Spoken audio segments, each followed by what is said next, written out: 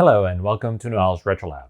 You may think this week we don't have much mail, and you're right, there aren't many boxes here, but there's a mystery guest right below the camera that was delivered right to our door. So this is really heavy, and it's a Silicon Graphics Indigo 2 Workstation. What is this doing in the RetroLab? So this is what it's doing. This was my friend Kikem's workstation, and he was using it, and suddenly, boom, it exploded, and all the smoke started coming out, and he even had the presence of mind to take a video while this was happening. So this is very cool. We have evidence of what exactly happened. So he called me up and explained what was going on, and he brought it over. So hopefully I'll be able to fix it for him. So this is going to be a definitely challenge, just because it's way out of the class of the kind of computers I normally look at. So this is like a super workstation from the early 90s. I believe this is from 1993. And I'm definitely more comfortable with like 1980s technology and even early 80s rather than late 80s. But fortunately, I believe from the video that Kikem sent us that it's an issue with the power supply. Which he started attempting to remove, so it's kind of unscrewed already.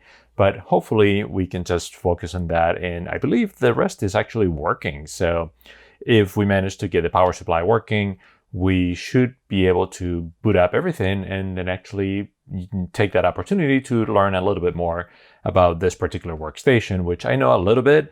We had one of those in grad school at UNC Chapel Hill. That was in 1995, so I don't think these were the primary ones that we had. Maybe these were some of the older ones that some of the research groups had, but they were definitely around. So I'm not super familiar with it, but I'm vaguely familiar with the ones of this kind of workstations, maybe a couple of years later. So should be a very different project, definitely a challenging one. So the first of the real packages is from Juan Antonio Gil Castilla, and we've gotten stuff from him before, and his packages are always a lot of fun.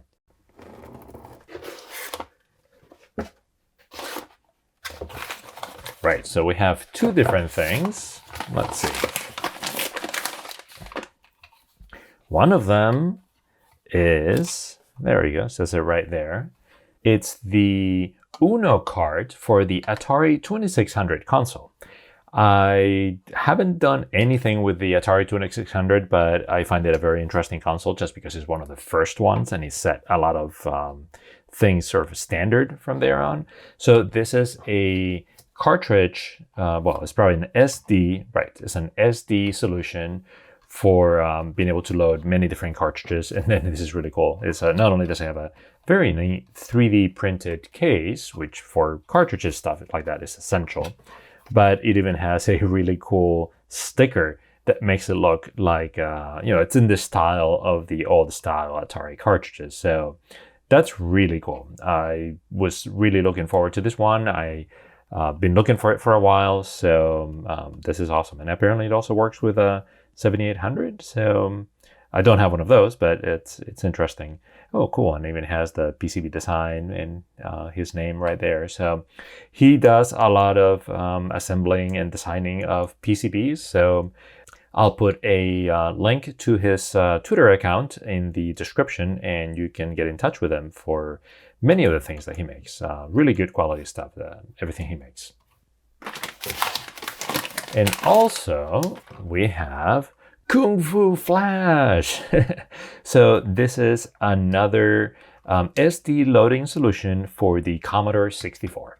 I have several of them, the SD2 IEC, the Pi something or other. So it's getting to the point that it would be interesting to make a comparison episode, comparing the different ones and what are their advantages and disadvantages. But this has an even neater 3D printed case. It's amazing how good the 3D printing is getting these days. They get to do all the little texturing and all those little things, and then it has the sticker. So I mean, the production values for this kind of things they're getting very, very good. Oh, interesting. It has a USB connector there.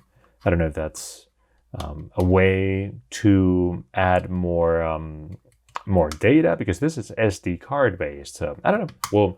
We'll save that for the review episode.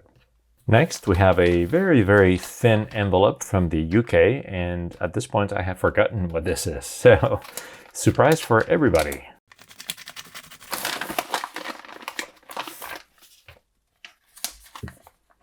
Oh, right. This is with a note. This is from Frank, or Franco, and YouTube. Hi Noel, here's the 2K RAM for the Casio PB100. I have no idea if it works or not, but I hope it does. Keep up the good work and stay safe. Well, thank you so much, Frank. That's right. He contacted me after I pulled out the PB100 and I explained how it was sort of my first computer, and it's the computer where I learned to program and I made my first game, which then it would start my own career making games. And this is something that I never had at the time. I mentioned that the PB100 has a whole whopping 512 bytes of RAM. Although I looked at it and I think it's listed as 550 or something. So it's not exactly half a K, but about half a K. So this is a 2 kilobyte RAM expansion. So it would like more than quadruple the amount of RAM, which is pretty cool. I guess it would let you have much bigger basic programs. So when I pull out the PB100 for to make a video on it, we'll definitely look at this one and see if it works, hopefully, see what we can do with it. So thank you so much, Frank. We'll definitely be trying it out. And finally, we have a significantly larger package sent to us by Antonio Joaquin Salas. And yeah, I know what's in this one. This is fairly different from some of the other things that I get in here. So these are old PC cards. So in particular, this is this looks like a sound card. Yeah, it's probably like a Sound Blaster Pro.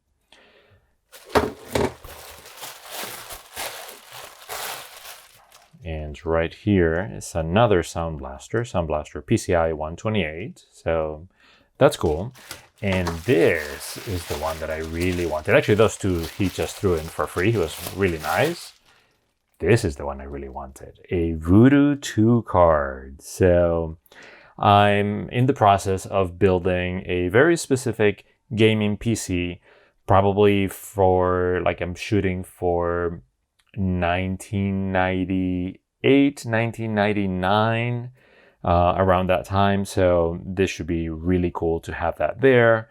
This is something that I've been looking for a while, as it's kind of like the crucial part for that PC. So I'm sure we'll be seeing that in a future episode. And I believe this is to chain, what was this? You could chain multiple of them, or maybe you actually had to connect it to the to a 2D card. So this would not work as a 2D card. It was just a 3D add-on or something like that. I forget. So we'll be covering that. This is a definitely very interesting one, and we can even talk about how the 3D graphics were at the time. This is when I actually started working in the games industry professionally. So I was just at the time, like starting to use Glide as one of the APIs, and maybe Direct 3D was just coming out or something like that. So there were interesting times.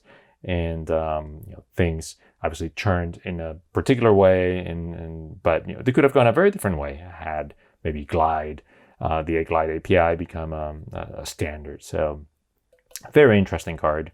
Also very much looking forward to trying that along with the other Sound Blasters. They'll be right in the build. So yeah, this is really cool. And those are the new things for this week, including this wonderful Indigo 2 workstation that we'll hopefully see very soon in a future episode. Anyway, I hope you enjoyed this episode. If so, please give it a thumbs up and consider subscribing to the channel. Until next video, see you then.